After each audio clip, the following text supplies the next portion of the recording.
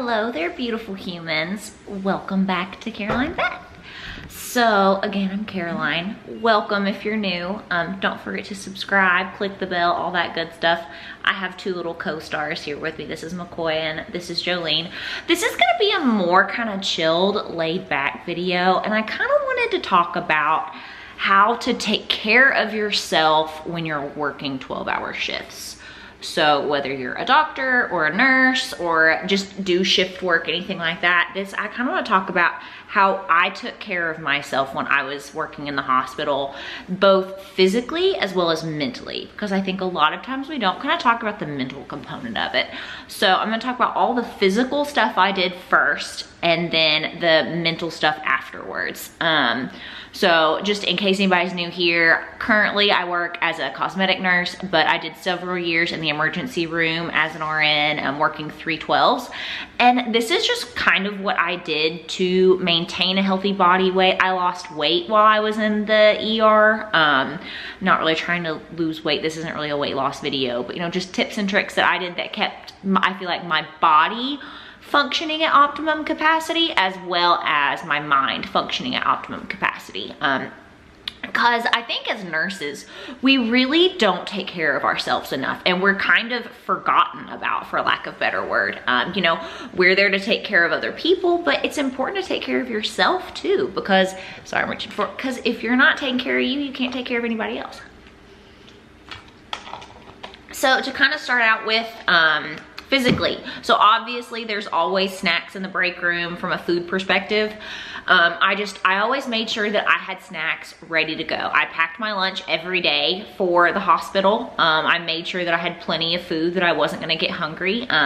While I worked in the ER, I was getting ready for my wedding, so I was kind of at like optimum health capacity, I guess. But I mean, really just bringing snacky foods. So I'm more of a snacker. So, you know, apples, pre-portioned stuff, and like fun waters always helped, like flavored drinks always helped me.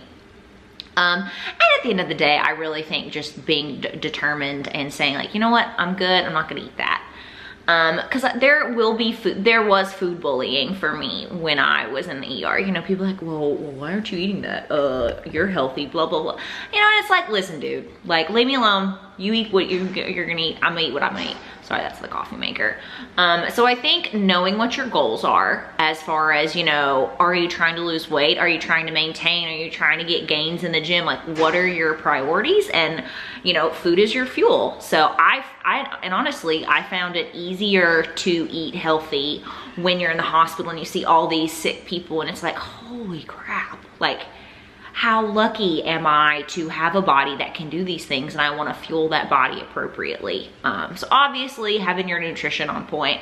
Another thing is water. I mean, obviously I forgot to drink water sometimes because when you're busy, I'm not gonna be like, hey dude, could you stop coding so I can go, you know, drink water every 15 minutes? That's just not reality.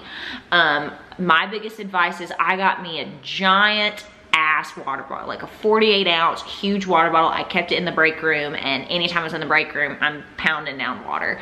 Obviously we weren't allowed to have food and drink at the nurse's station, depending on if it was day shift or not. That was a little, you know, sometimes we'd sneak some water.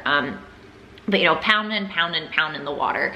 And a big thing is I tried to not just like mainline caffeine. I know a lot of people were like, well, this is my 17th cup of coffee today. But I worked mid shift, so I worked 10 a.m. to 10 p.m. And I found that if I was just like mainlining the caffeine, it jacked me up for the rest of the week. So I tried to keep it to 2 cups of coffee a day. I would usually pack one on my way to work. So like I said, I worked mid shift, so I worked 10 a.m. to 10 p.m. So I'd usually make my first cup of coffee about 9 a.m. That would last me until I got to the hospital. And then I'd usually make one about 2.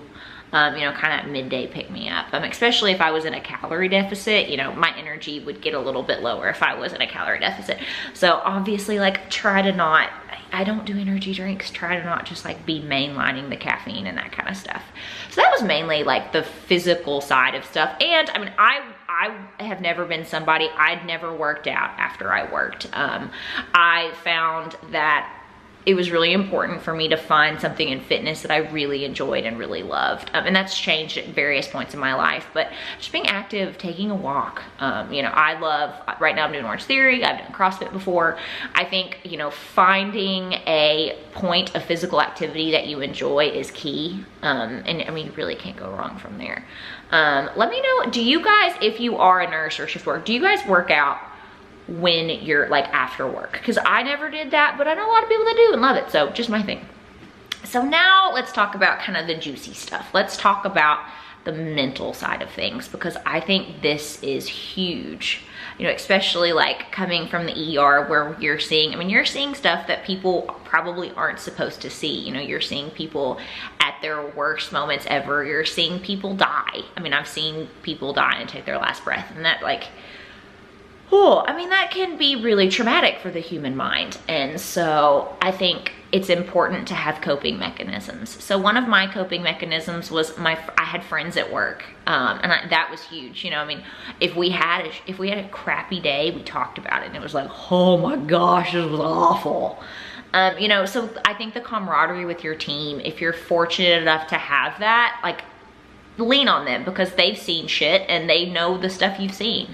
Because I think, you know, my husband's not medical. I think it can be hard for non-medical people to kind of get it, like to kind of be like, oh man, I don't, you know, I can't relate. You know, he's a lawyer, like I can't relate to what he does. But it's, if I'm like, hey, I had a really crappy day at work, like X person died, or I had this happen, or, you know, I was like 7 patients deep and just drowning. You know, it's hard for, I think it's hard for non-medical people to get it. I'm not saying don't share stuff with your spouse, but, you know, you don't want to come home from a long day and then just like lay it all out, and then, you know, you're even more emotionally exhausted. So I definitely think having friends at work really, really helped me. Cause I mean, I can remember, you know, if I had a crap day, I mean, just going out in the ambulance bay and like having a good cry. Like the biggest thing for me is, or recommendation is, don't keep your emotions inside. Like you've got to be able to find ways to get rid of those emotions. Like for me, I love a good cry. Give me a good cry, give me a good workout, and I'm good. You know, if therapy is an option for you, if therapy is something you feel like you need, like shoot, invest in yourself. I mean, cause we've got to be taking care of ourselves to adequately take care of patients. And I think the mental health of nurses, of healthcare providers, I don't think it's talked about enough. And I think it's something we need to talk about, because shoot, like we're the future of medicine and we need to be taking care of ourselves so we can take care of other people. You know, so I think keeping this in check, as well as keeping all of this in check, and your heart. Like, I mean, you gotta have a solid head and a solid heart to be able to do what nurses do every day. And, you know, I mean, I think the mental side of things, I mean, I know a good cry always helped me.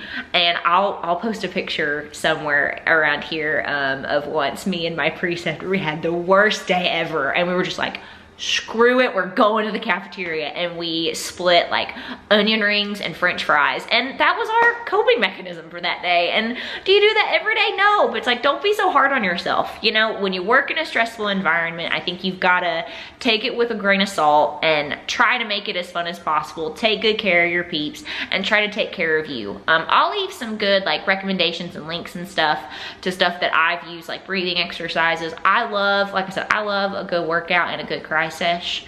Also a glass of wine, probably not the best coping mechanism, but I just wanted to talk about this and kind of like open up a dialogue. You know, what, as you guys, what are some of your all's favorite both physical and mental ways of keeping yourself healthy when you work 12s or when you have a stressful job? Drop those down below. Don't forget to subscribe. I know this was like kind of a quick one, but I kind of just wanted to talk to you guys and talk about mental health and talk about physical health and all of those fun things. So let's start a conversation down below, and I will see you guys in the next one. Bye, y'all. Also, do you like my Botox, Bruce? Don't pay attention to that, it's fine. All right, bye guys.